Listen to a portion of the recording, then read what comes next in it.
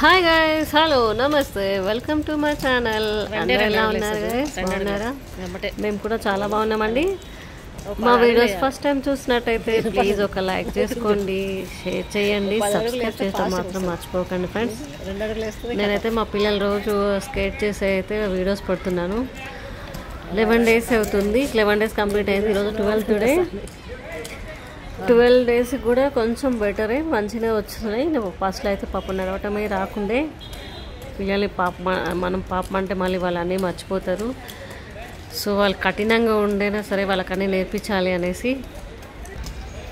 మనకంటే చిన్నప్పుడు ఆడుకోవటానికి ఊళ్ళల్లో చాలా గేమ్స్ ఉంటాయి. తొక్కుడు బిళ్ళలు ఆడుకునేది, వానరాళ్ళు ఆడుకునేది, కబడ్డీ ఆడుకునేది, ఖోఖో ఆడుకునేది, వర్షం వస్తే కర్రలాట ఆడేది, సాల్ట్ ఆట అని ఇంకా చాలా ఉన్నవి. నేను చిన్నప్పుడు ఆడుకున్న ఆటలైతే స్కూల్ నుంచి వచ్చామంటే ఈవినింగ్ ఈవెన్ స్టెప్స్ ఆట కూడా ఆడేది, కలర్స్ గేమ్ ఆడేది. ఈవినింగ్ స్కూల్ నుంచి వచ్చినాక స్టార్ట్ చేస్తే మళ్ళీ అన్నం తినే టైం 8:30 వరకు ఆడుకొని ఫుల్గా అలసిపోయి ఇంకా వేడి అన్నం తిని ఇలా నిద్రపోతే ఫుల్గా నిద్ర పట్టేది. అది ఊళ్ళల్లో ఉంటాయి. అది ఇక్కడ అంటే పాపం ఇక్కడ సిటీలో పిల్లలకి ఎలా ఉంటుంది, వీళ్ళకి బాడీ ఫిట్నెస్ ఉండదు. స్కూల్కి పోయినారా, వచ్చినారా, ఏమన్నా తిన్నారా, స్నాక్స్, లేదా ఫోన్ పట్టుకున్నారా, టీవీ చూసినారా, ఎంతసేపు రిమోట్ చేతిలో ఉండాలి, టీవీలు చూస్తూ ఉండాలి, లేదంటే ఫోన్లో చేతిలో ఉండాలి. ఇంక ఇవి తప్ప వేరే బాడీకి యాక్టివిటీస్ లేకోకుండా పోతున్నాయి. అందుకే పిల్లలు కొంచెం యాక్టివ్గా ఉండాలి, భయం పోవాలి, స్ట్రాంగ్ అవ్వాలని అంటే పిల్లలకి ఏదో ఒకటి ఎస్పెషల్లీ ముందుగా మనం పేరెంట్స్కి కొంచెం రెస్ట్ దొరకాలంటే నా ఒపీనియన్ అయితే వీళ్ళకి ఏదో ఒకటి నేర్పించడం బెస్ట్ అండి.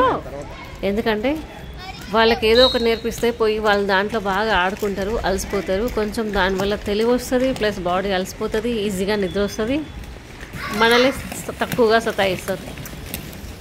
లేదంటే ఎప్పుడు వెంట పడుతూ అమ్మ అమ్మ అమ్మ అనుకుంటా, ఇది చేయమ్మా అది చేయమ్మా. ఇదో మా చిన్న పాప అప్పుడే వచ్చింది సతాయించడానికి. నిద్రపోయిన దాకా ఆడుకుంటారు. వాళ్ళు మనతో ఆడుకోకుండా ఉండాలంటే వాళ్ళ ఆటలు వాళ్ళు ఆడిపించాలి. వాళ్ళ ఆటలు వాళ్ళకి ఆడిపిస్తే అప్పుడు వాళ్ళు మనతో ఆడుకోరు. ఏంట్రా చెప్పు. ముందు చూడరా, స్కూల్లో నేర్పించిన 1 2 3 4 5 6 డ్యాన్స్ స్టెప్పులు అన్నీ వచ్చి మా చిన్న పాప అయితే నాకు నేర్పిస్తుంటుంది. అమ్మ ఇలా ఆడు, ఇలా ఆడు, ఇలా ఆడు అనుకుంటా. నాకు రాకపోయినా కూడా ఆమె కోసం వచ్చిందాకా, ట్రై చేసిందాకా వదిలిపెట్టదు. పిల్లలతో ఏది ఆడుకున్నా కూడా మనకి మంచి టైం పాస్ అయితే దొరుకుతుంది కదా, చాలా బాగుంటుంది. అందుకే అండి మనం పిల్లలు మనల్ని సతాయించుకోకుండా ఉండాలన్నా, పిల్లలు మనల్ని విసిగించుకొని ఉండాలన్నా, వాళ్ళు యాక్టివ్ అవ్వాలన్నా, కొంచెం వాళ్ళకి ఫిట్నెస్ ఉండాలన్నా, ధైర్యం రావాలన్నా ఏదో ఒక యాక్టివిటీ వేస్తే పిల్లలకు నేర్పిస్తే బెస్ట్ అని నా ఒపీనియన్. మా పెద్ద పాపకైతే నేను 5 years నుంచి, ఆమెకు 5 years ఉన్నప్పటి నుంచి ట్రై చేశాను స్కేటింగ్లో జాయిన్ చేయాలని. బట్ అప్పుడు కుదరలేదు.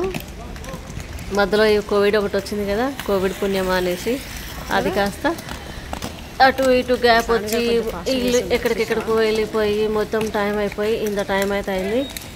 ఇంకా ఆమెకి ఇప్పటికీ చాలా ఇంట్రెస్ట్ ఉందనేసి మొత్తానికైతే ఏదో రకంగా అయితే జాయిన్ చేస్తామండి.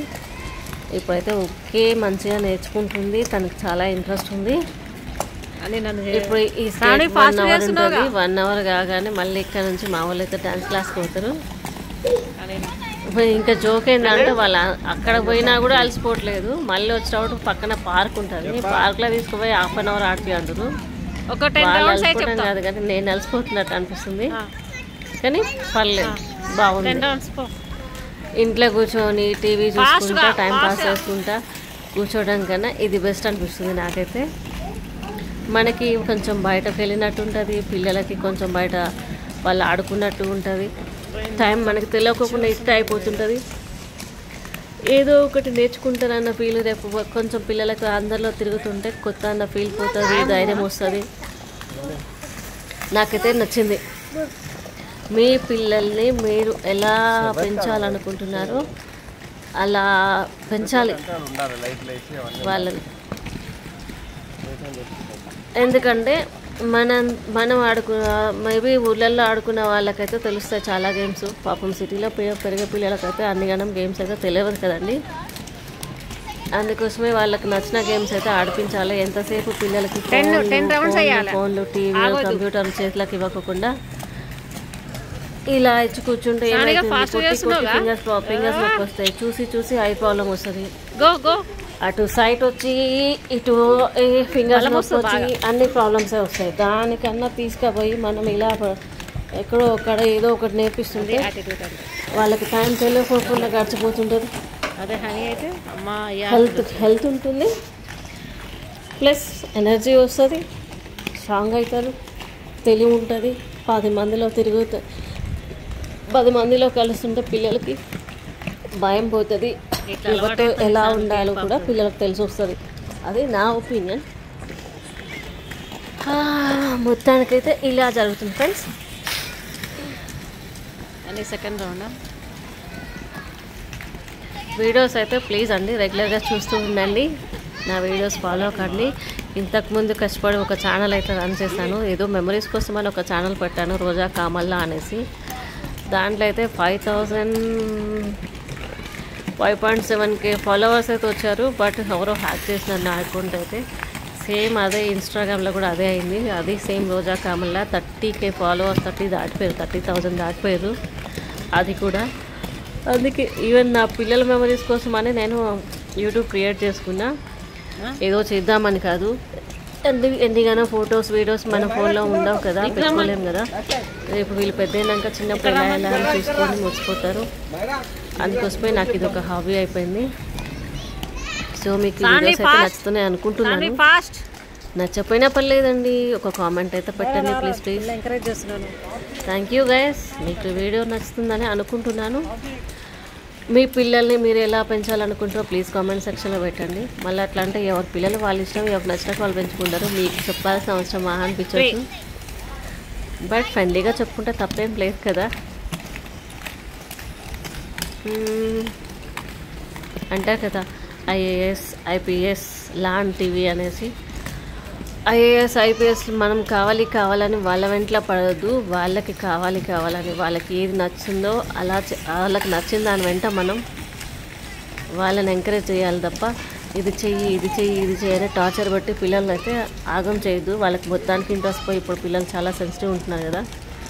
సో వాళ్ళకి కొంచెం నాలెడ్జ్ పెరిగి 10 మందిలో తిరిగి 10 మంది అర్థం చేసుకొని, ఈవెన్ అర్థం చేసుకొని చదువుకుంటూ అర్థం చేసుకొని వాళ్ళ లైఫ్ని వాళ్ళకి నచ్చినట్టు చేసుకొని హ్యాపీగా ఉండేలాగైతే మనం చేయాలి. వాళ్ళకి అర్థమయ్యేలా చెప్తే చాలండి, వాళ్ళు ఏం చేయాలో వాళ్ళు చేస్తారు. వాళ్ళని చదవండి అని రాయండి అని చెయ్యండి అని వెంట పట్టడం కన్నా ఇది ఇట్లా చేసుకోండి నాన్న, మీకు ఫ్యూచర్లో ఇట్లా యూజ్ అవుతుంది అని మనం కొంచెం టైం తీసుకొని పిల్లల దగ్గర కూర్చోబెట్టి పాజిటివ్గా ప్రేమగా చెప్తే ఏ పిల్లలైనా వింటారు. చాలామంది కొడుతూనే వింటారు అనుకుంటారు. నాకైతే అది నచ్చదు. కొట్టాలి, కాకపోతే అది చాలా పెద్దది అయినప్పుడే కొట్టాలి. చిన్న వాటికి కొట్టుకుంటూ పోతే ఏముంది అంటే కొడతారు, వీళ్ళు ఏం చెప్తారులే అన్నట్టుగా పిల్లలు కూడా తయారవుతారు. సో వాళ్ళకి కొట్టడం కన్నా ప్రేమగా దగ్గర కూర్చొని మందలించుకొని చెప్తే పిల్లలు చెప్పింది వింటారు అని నా ఒపీనియన్. ఎందుకంటే నా పిల్లలు నాకు చాలా కోపం వస్తుంది. బట్ మ్యాక్సిమం కొట్టకోకుండా ఉండటానికే ట్రై చేస్తాను. వాళ్ళకైతే అర్థం చేసుకుంటారు. అలా అని అందరు పిల్లలు అలా ఉంటారా అంటే మన పిల్లలండి, మనం ఎలా పెంచితే అలా పెరుగుతారు. నచ్చిందా? ఇప్పేస్తున్నావా? బట్టలు ఎందుకు తడుపుకుంటున్నావు ఊరికే?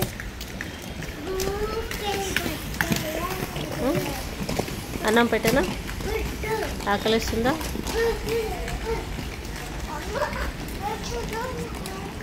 ఏం వేసి పెట్టాలరా?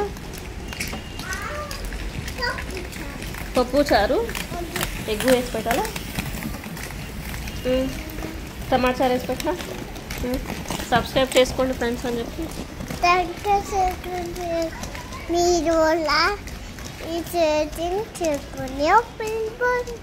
లైక్ చేయండి ఫ్రెండ్స్.